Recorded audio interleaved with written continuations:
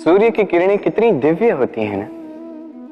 प्रतीत ही नहीं होता कि ये सूर्य रात्र भर अंधकार से जूझ रहा था। ये सूर्य प्रतिदिन उदित होता है, ये भुलाकर कि पिछली सांझ में ये डूब गया था।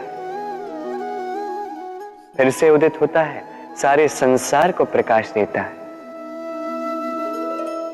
यही अंतर है हम में और सूर्य में। सूर्य बीती को बिसार कर आगे बढ़ता है, हम प्रतिदिन भोर में उठते हैं, वही पुरानी बातों को साथ लेकर चलते हैं, उसी कड़वाहट में स्वयं को लपेट लेते हैं। अब यही बीती बातों की श्रृंखला हमें जीवन में आगे बढ़ने ही नहीं देती। देखिए, यही जीवन है। भूल सबसे होती है, अपयश सबको मिलता है, सबकी यात्रा में असफलता लिखी है, सभी बुरे दिन देखते हैं। किंतु इन सारी बातों को भुलाकर जब जीवन में आगे बढ़ोगे, तभी तो इस संसार में, इस आकाश में सूर्य बनकर चमकोगे, तभी तो इस संसार को प्रकाश दोगे। इसलिए प्रतिदिन जागिए, एक नए जन्म के साथ, एक नए उत्साह के साथ, एक नए लक्ष्य के साथ, क्योंकि ये बीती बातें आपको पीड़ा देने के लिए नहीं, केवल शिक्षा देने के लिए होती हैं। दृष्टि और दृष्टिकोण, सारा खेल इसी का है। विचित्र है पर यही सत्य है। अब आपको उदाहरण द्वारा समझाता हूं। कई बार आपने किसी व्यक्ति को देखा होगा ये कहते हुए कि मुझे स्वयं पर गर्व है, अपने आप पर गर्व है, मैं अपनी माता पिता की बहुत अच्छे से सेवा करता, उन्हें सदैव सुखी रखता, उन्हें मैंने एक घर दे दिया है, सारी सुख सुविधाएं दी हैं, उन्हें जीवन में हर वो वस्तु दी है और दूंगा जिसकी उन्हें आवश्यकता है। अब मुझे बताइए, आप हैं कौन? आप वो बीज है जिसे आपके माता पिता ने बोया है। आपके माता पिता ने ही आपको इस संसार में जन्म दिया है। ये सब कहने का औचित्य क्या है? ये हो गया उस व्यक्ति का दृष्टिकोण।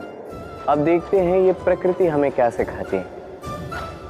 कभी किसी वृक्ष को देखिए, जब उस पर कोई फल आता है, वो माली को ये नहीं कहता कि देखो मैं तुम्हें फल खाने दे रहा हूं।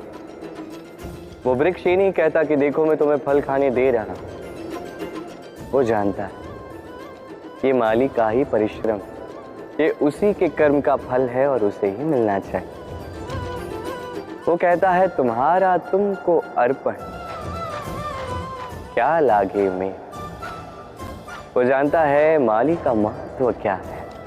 ये उसका दृष्टिकोण था। इसलिए आप जीवन में किस व्यक्ति में, किस पशु पक्षी में, किस प्राणी में, किस परिस्थिति में, किस भाव में क्या देखते हैं, ये आपके दृष्टिकोण पर निर्भर करता है। आप मन में सकारात्मकता जागृत कर लीजिए, शुभ विचार लाई, यही सोच सच बनकर सामने आए। प्रतिशोध या किसी को दुख पहुंचाने की भावना, यदि ये आपके मन में है तो आप अपने ही मन में पीड़ा का एक विशाल सा वृक्ष बो रहे हैं, ये स्मरण रखिएगा। क्योंकि किसी को दुख पहुंचाने की ये भावना, ये वो बीज है जो आप ही के मन में गिरेगा, आप ही के मन में अंकुर बनेगा, आप ही के मन में एक विशाल सा वृक्ष बनकर पनपेगा। जीवन आपका है, कर्म आपका था, किसी को दुख देने की भावना आपकी थी, ये वृक्ष आपका है, तो इसका फल भी आप ही को मिलेगा, जो ग्रहण भी आप ही को करना है। स्मरण रखिए, जो व्यक्ति ये सोचता है कि मैं इसे दुख दूंगा, इसे पीड़ा में देना चाहता, उसी व्यक्ति को दुख और पीड़ा मिलती। यदि इसी स्थान पे आप ये सोचो कि मैं किसी को सुखी करना चाहता, किसी को सुख देना चाहता, तो इसका भी बीज आपके मन में ही उतरेगा, ये भी वृक्ष ही बनेगा जिसका फल आप ही को मिलेगा। बात यहां आती है बस सोच की, सोच जो सच बनकर सामने आती। तो ये सोच शुभ रखिए, सबके लिए हित ही चाहे किसी और के मन में आपके लिए कुछ अच्छा हो ना, आप सबके लिए अच्छी भावना से कर्म करते जाइए, आपके साथ भी अच्छा ही होगा। ये मुद्रा अब सोचिए ये हमारा जीवन है। अब इसमें सुख और दुख, इस मुद्रा के, इस जीवन के दो पहलू। किंतु हम जब भी ईश्वर से प्रार्थना करते हैं सदैव सुख ही मांगते हैं, और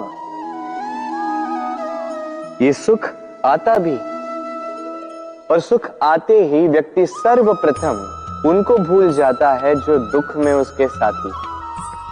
अब ऐसे में वो उनकी सहायता तो नहीं करता, वो करता है उपकार। और अब इस उपकार के बदले लोगों से स्वयं के लिए वो श्रद्धा चाहता है।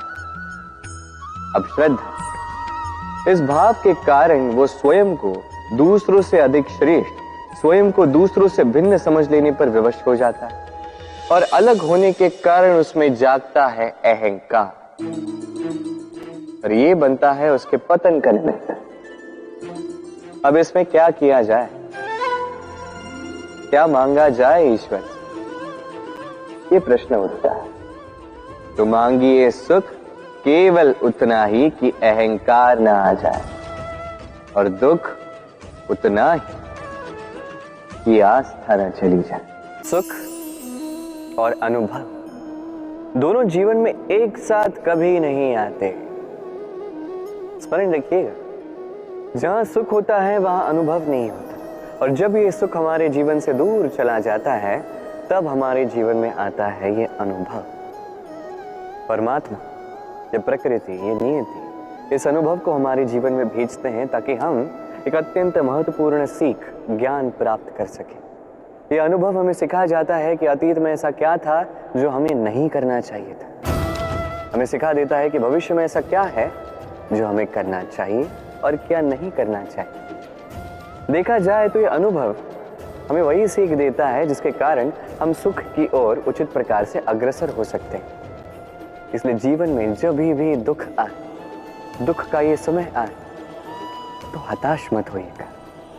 समझने का प्रयास कीजिए कि अनुभव क्यों आया, क्या सिखाने के लिए आया।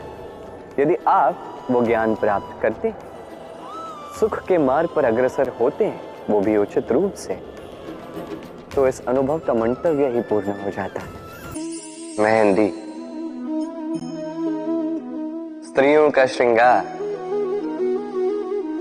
जिसके हाथों लग जाता है उसे अपने रंग में रंग देता है। हमारे यहाँ पर ये परंपरा है कि विवाहों पर, अन्य कई अवसरों पर इस मेहंदी को ऐसे किसी पात्र में रखा जाता है, फिर महिलाओं में बांटा जाता है।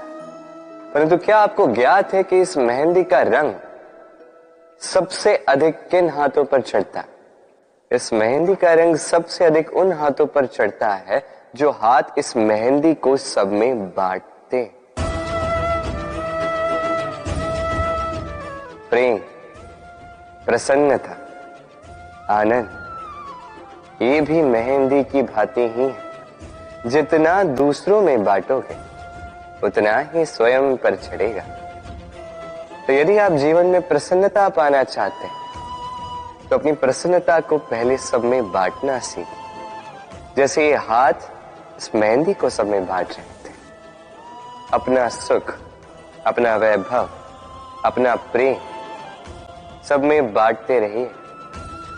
आपके जीवन में आपको कभी इसकी कमी नहीं होगी। जीवन में कभी कभी हम उन परिस्थितियों में फंस जाते हैं जहां हमें लगता है कि हमें कुछ नया करना है, पर हम कर नहीं पाते, क्योंकि कहीं ना कहीं हम परंपराओं से बंधे हैं और हम उन परंपराओं को तोड़ना नहीं चाहते। एक ही प्रश्न आता है मन में, चार लोग क्या कहेंगे, चार लोग क्या सोचेंगे। मैं आपसे पूछता हूं, कौन है ये चार लोग? जब आपका जन्म हुआ तब ये चार लोग कहां थे? जब आप किसी विकट समस्या में फंस जाते हैं तब ये चार लोग कहां होते? क्या आगे से आपको हाथ देते?